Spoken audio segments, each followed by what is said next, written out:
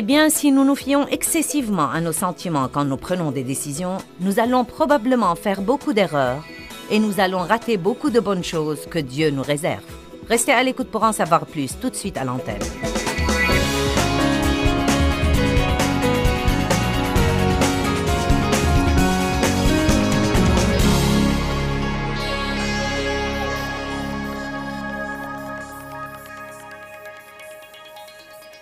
Je n'ai plus le privilège de rester en colère parce que quelqu'un m'a blessé.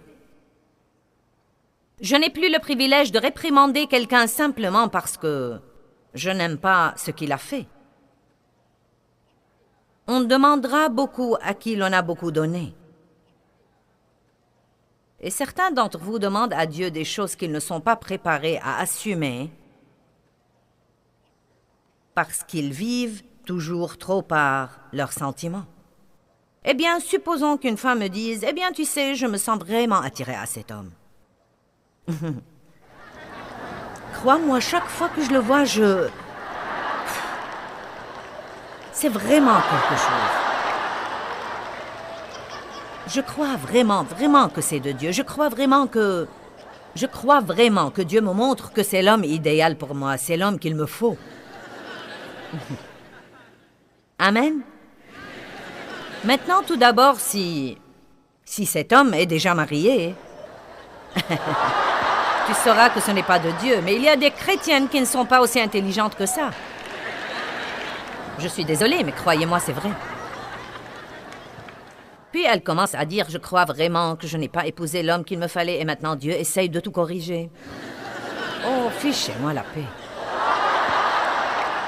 Vous dites, eh bien, comment saurais-je? Ça me tient à cœur chaque fois que je le vois devant moi. Comment saurais-je? Dites-moi.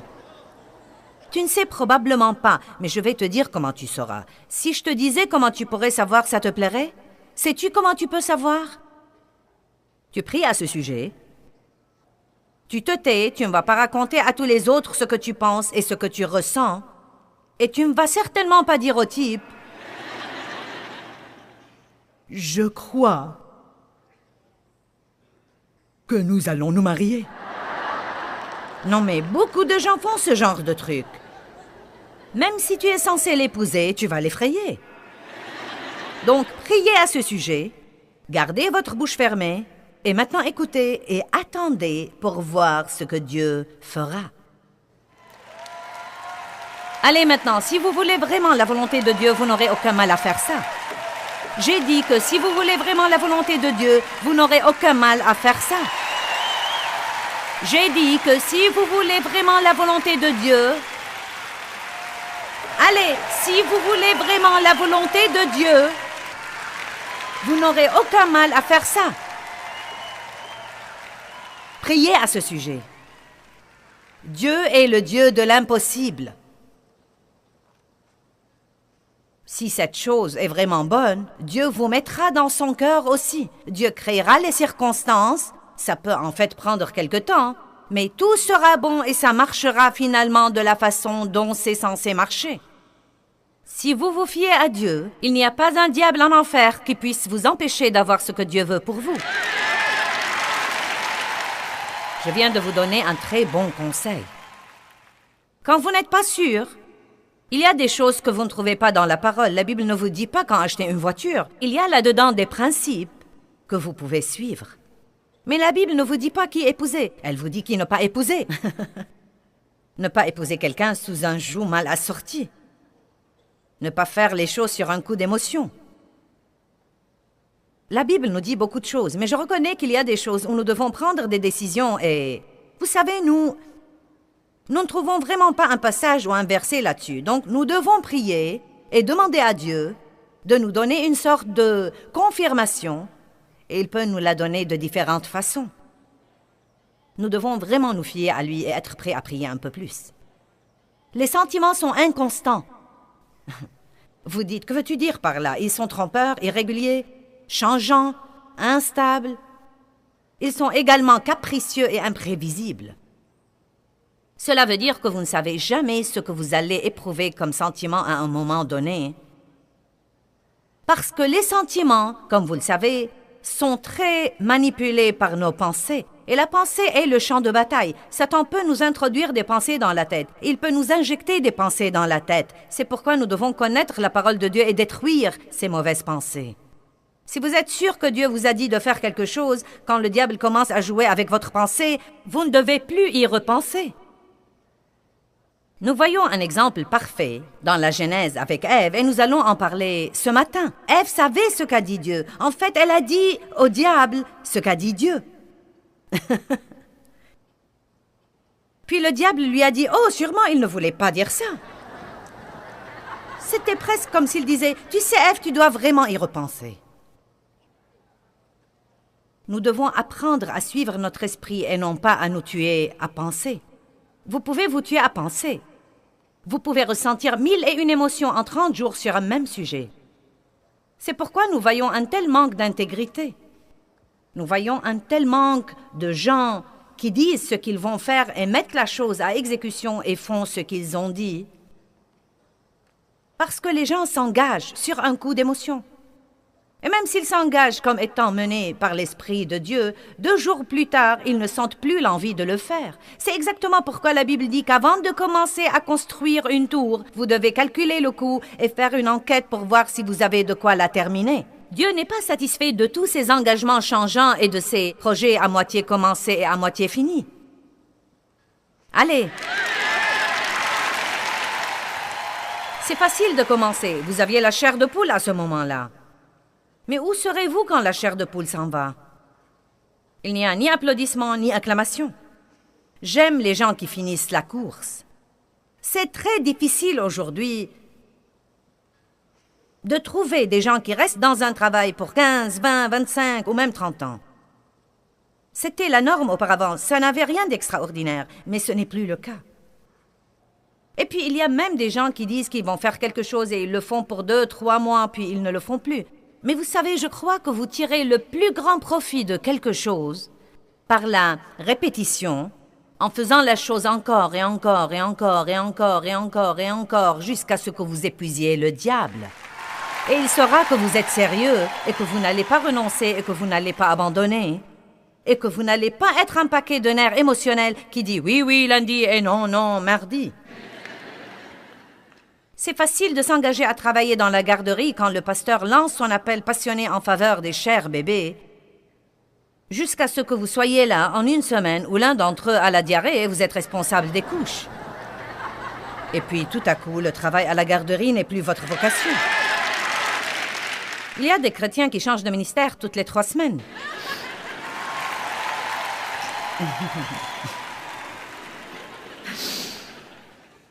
Les sentiments ne sont pas mauvais et ne sont pas sains. Ils ne sont pas sanctifiés, ils ne sont pas mis à part à l'usage de Dieu, ils sont là. Et ils doivent être évalués pour ce qu'ils sont. Je veux que vous fassiez la connaissance de vos sentiments. Je veux que vous dominiez vos émotions et ne pas les laisser vous dominer.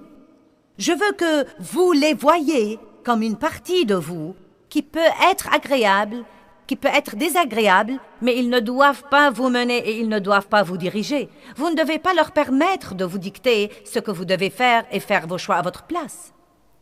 Plus vous êtes mené par vos sentiments, plus ils vont se fortifier et plus ils vont vous contrôler.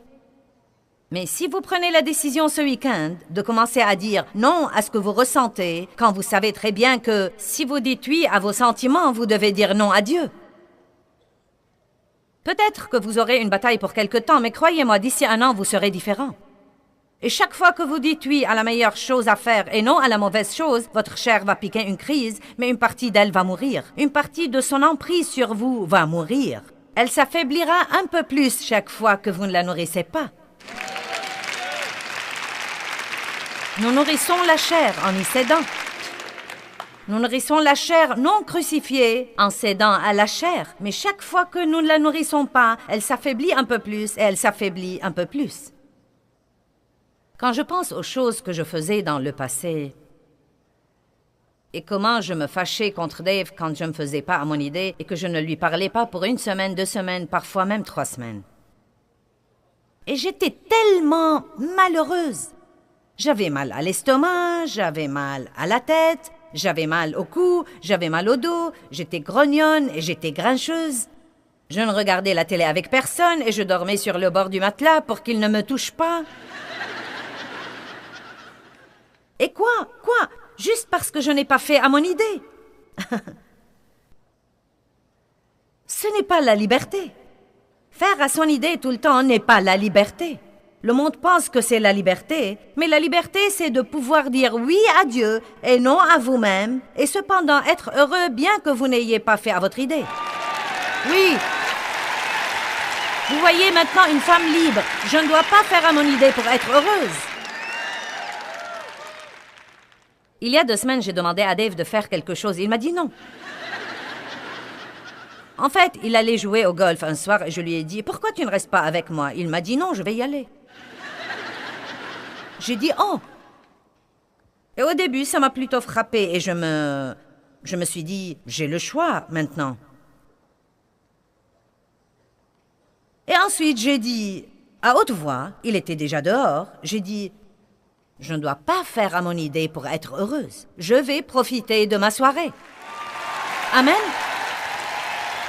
Parce que je sais qu'il m'aime. Ce n'était pas parce qu'il ne m'aimait pas, pour une raison ou une autre, c'était vraiment ce qu'il voulait faire. Et vous savez, les hommes ne comprennent pas toujours tout à fait la femme. Ils sont plutôt comme... Vous savez, j'ai dit... Chérie, je veux vraiment que tu restes à la maison avec moi ce soir. Non, je vais y aller. Je lui dis, 42 ans et tu ne comprends toujours pas. Oh, mais il me donne un matériel excellent pour les sermons. Si je n'étais pas mariée à Dave, je n'aurais pas eu quelque chose à prêcher.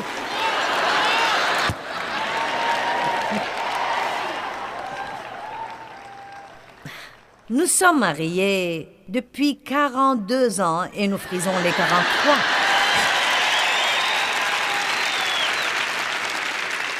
Donc, quand je vous prêche ces trucs, je sais de quoi je parle. Je sais ce qu'il faut pour finir la course. Je me suis rendu compte il y a quelques semaines que dans les 42 ans et demi de notre mariage, Dave a été marié à 20 femmes au moins. Parce que je change tout le temps. Tous les 2 ans environ, nous avons une nouvelle version. Amen.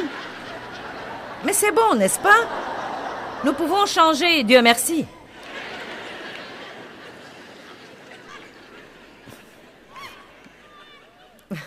Les émotions sont parfois utiles, et parfois elles sont nuisibles. Une chose est sûre, elles changent toujours et parfois sans raison apparente. Il y en a de négatives et de positives. Nous aimons les positives, mais nous n'aimons pas trop les négatives. Elles viennent parfois quand nous ne les voulons pas, les mauvaises. Et les bonnes s'en vont parfois quand nous aimerions les avoir et nous ne savons pas où elles sont. Ne pas les vouloir ne les empêche pas de venir. Il semble plutôt qu'elles ont leurs caprices. Elles peuvent nous faire pleurer 1 heure et rire la suivante. Elles se conduisent bien quand les circonstances sont bonnes. Elles se conduisent mal pendant les périodes d'attente et les périodes de changement. Si vous voulez voir des émotions violentes, vous devez attendre que quelque chose change dans votre vie. Nous allons en parler dans un de nos messages. Elles se conduisent mal au moment où vous ne voulez pas qu'elles fassent ça. Parfois, vous allez vous coucher et sans raison apparente, vos émotions changent du jour au lendemain. Peut-être que vous vous sentiez aimable quand vous êtes allé vous coucher et le lendemain, vous voulez arracher la tête à quelqu'un. Et vraiment, vous ne comprenez pas ce qui ne va pas chez vous. Elles sont liées à notre être physique. Vous pouvez être très fatigué et ça vous rendra émotionnel. Vous pouvez être très fatigué et vous aurez l'alarme facile. Tout vous blesse si vous êtes fatigué. Vos émotions et vos sentiments sont liés à vos pensées. Bien des fois, vous êtes capable d'améliorer vos émotions tout en améliorant vos pensées. Amen. Elles sont liées aussi à notre volonté. Si nous ne recevons pas ce que nous voulons, nos émotions sombrent. Elles boudent. Elles s'attristent. Eh bien, le psaume 7, verset 9 dit que nous servons un Dieu qui éprouve et teste toutes nos pensées ainsi que toutes nos émotions. Cela veut dire que Dieu permettra des choses dans notre vie qui affectent nos émotions jusqu'à ce que nous apprenions à ne pas être menés par ces émotions et ces sentiments. Ne souhaitez-vous pas que tous les gens qui vous rendent fous restent en dehors de votre cercle? Mais vous savez quoi? Jusqu'à ce que vous appreniez à être d'humeur égale et à être comme Paul, toute chose pour tout, vous continuerez à rencontrer ces gens, à n'en plus finir jusqu'à ce que vous appreniez à les supporter. Vous priez pour aimer le disgracieux, mais vous vous vexez chaque fois que vous rencontrez quelqu'un qui n'est pas le genre de personne que vous aimeriez qu'il soit. Le psaume 94, 12, 13. Béni, heureux, chanceux l'homme que tu châties. Le châtiment n'est pas très amusant. Ô Éternel, et que tu enseignes par ta loi. Pourquoi est-ce que Dieu nous châtie? Pour lui donner la capacité de rester calme au jour du malheur, jusqu'à ce que la fosse inévitable de corruption soit creusée pour le méchant. Donc, mettons qu'il y ait quelqu'un qui vous traite très injustement ou quelqu'un qui dit des choses désobligeantes de vous. Maintenant, vous êtes vraiment vexé. Eh bien, cela arrivera encore et encore et encore. Peut-être pas la même personne, mais le même genre de scénario arrivera à maintes reprises jusqu'à ce que vous appreniez à ne pas vous en vexer facilement, à prier là-dessus, à vous en remettre à Dieu et à attendre qu'il s'occupe lui-même de vos ennemis. À Dieu et la vengeance. Peut-être que votre changement n'empêchera pas la circonstance de se reproduire, mais voilà le point essentiel. Ce n'est vraiment pas la circonstance qui nous rend si malheureux, c'est notre réaction à la circonstance qui nous rend si malheureux. Allez, je veux vraiment que vous compreniez bien ce message ce soir. Je ne crois pas que je peux empêcher les gens de dire de moi des choses qui ne sont pas vraies, mais je ne dois pas m'en soucier. Et si je ne m'en soucie pas, ça ne me dérangera pas. Nous passons par le même genre de choses, peut-être pas exactement le même genre de scénario, mais nous passons par des choses. Dans 1 Corinthiens chapitre 2, verset 13 jusqu'au chapitre 3, verset 3, je ne vais pas aller là et le lire maintenant, mais il nous parle de l'homme naturel, de l'homme spirituel et de l'homme naturel. Il dit que l'homme naturel ne comprend pas l'homme spirituel. L'homme spirituel discerne les choses. Un homme vraiment spirituel ne suit pas ce qu'il veut, pense ou ressent. Il vit par le discernement. La Bible nous dit qu'il examine les choses. Il met en doute des choses. Il fait subir un interrogatoire aux choses. Il s'enquête sur les choses. Il étudie la parole de Dieu. Un homme vraiment spirituel attend Dieu pour voir s'il a la paix au sujet de quelque chose. Il attend pour voir si cette chose lui tranquillise le cœur. Il prie là-dessus et attend pour voir ce que fera Dieu. Mais pas l'homme naturel. L'homme naturel est l'homme qui n'est pas sauvé. Il n'a aucune relation avec Dieu. Il n'a aucune compréhension de l'Évangile. Il est complètement mené par ce qu'il veut, pense et ressent, et par des idées naturelles. L'homme spirituel est régénéré et possède aussi la maturité spirituelle. Cet homme sait s'entendre avec les autres et il est prêt à faire tout ce qu'il doit faire dans le but de s'entendre avec les autres et maintenir la paix dans sa vie parce qu'il connaît très bien l'importance de la paix et de la joie. Il sait que s'il renonce à sa paix, il renonce à sa force. Il sait que la joie du Seigneur est sa force. Donc il garde une attitude calme parce qu'il sait que sinon, il ouvrira sûrement une porte au diable. Vous voyez, j'ai appris il y a longtemps que si j'allais me disputer avec Dave à la maison, je ferais mieux de rester loin de cette chair parce que le diable me déteste et si j'ouvre au diable une porte, personne ne peut dire ce qu'il pourrait vraiment me faire. Je ne peux pas m'attendre à prêcher l'Évangile en 38 langues à la télévision dans le monde entier et à être en conflit avec mon mari derrière les portes fermées. Oh, eh bien, si je vais le prêcher, je dois le vivre. L'homme spirituel n'est pas borné. Il est prêt à entendre raison. Il est rempli de vérité, il marche dans l'intégrité, il tient ses engagements, quels que soient ses sentiments. Et la loi de l'amour règne sur sa vie et il manifeste le fruit de l'esprit. L'homme charnel, néanmoins, et je dois dire que beaucoup de chrétiens sont charnels. J'étais si charnelle pendant tant d'années et j'allais à l'église tous les dimanches. J'étais dans l'équipe de l'évangélisation. Mon mari était un ancien. Nous faisions toutes les activités à l'église. Et j'étais si charnelle. Et le triste dans l'histoire, c'est que j'aimais vraiment Dieu. Et je croyais que j'étais sauvée. Je croyais que j'irais au ciel quand je mourrais. Une personne charnelle est sauvée, mais elle ne va jamais avoir la victoire ici, parce qu'elle est complètement charnelle. Tout pour elle est dans le royaume de l'âme, qu'elle n'a pas encore totalement confié à Dieu. Quelqu'un comprend ce que je dis? C'est pourquoi le christianisme a une si mauvaise réputation dans le monde. Parce que nous parlons la langue, mais n'avons pas la puissance de vivre la vie, parce que nous ne permettons pas à Dieu de s'occuper de nous. Nous écoutons la parole, mais nous sommes instruits bien au-delà de notre niveau d'obéissance. À combien d'études de Bible devons-nous aller, à votre avis, avant de pardonner tout de suite aux autres? Je prêche mieux que vous ne réagissez. Allez, à combien d'études de Bible devons-nous aller avant de commencer à aider quelqu'un dans le besoin sans avoir besoin de 3 prophéties et de l'apparition de 2 anges devant nous?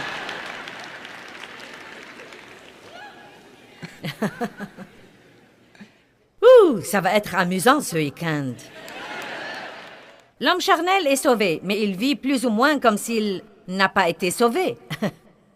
C'est un croyant avec des manières d'enfant. Et vous les voyez dans des choses comme la jalousie, un esprit de conflit. Il cause des divisions. Il fait des commérages. Il raconte des histoires. Il est indiscret.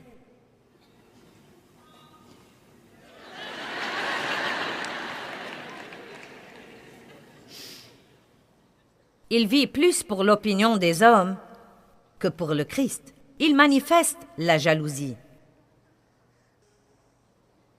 Il est gouverné par sa volonté et ses émotions et son humeur sont toujours changeantes.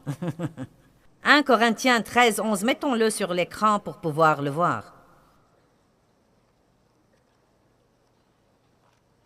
Quand j'étais enfant, je parlais comme un enfant, je pensais comme un enfant, je raisonnais comme un enfant. Quand je suis devenu homme, j'en ai fini avec les manières d'enfant. Je les ai mises de côté. Maintenant, en ce moment particulier, je voudrais demander à quelques personnes ici ce soir de fixer une limite, pour ainsi dire, et de prendre une décision. Coûte que coûte, je veux que vous preniez cette décision, coûte que coûte.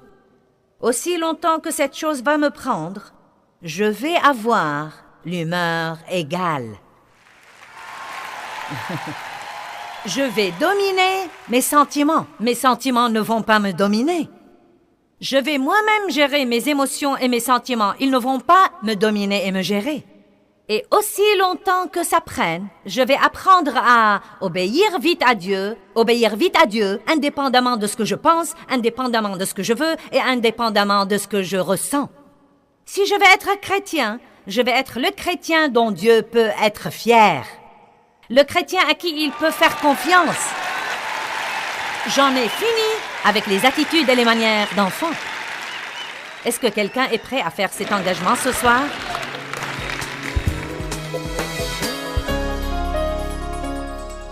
Eh bien, je crois qu'il y a une indication très simple qui nous mènera vers la maturité spirituelle et c'est simplement la suivante. Nous devons apprendre à faire ce qu'il faut, surtout quand nous n'avons pas envie de le faire. La maturité spirituelle vient de grandir spirituellement. Et j'aime toujours dire que je grandis quand je fais ce qu'il faut quand c'est difficile. Quand je fais ce qu'il faut parce que c'est facile, c'est que j'ai déjà vraiment grandi sur ce plan. Donc souvenez-vous, la prochaine fois que vous choisissez de faire ce qu'il faut et vous le trouvez très difficile, dites-vous tout simplement « Je grandis en Dieu ».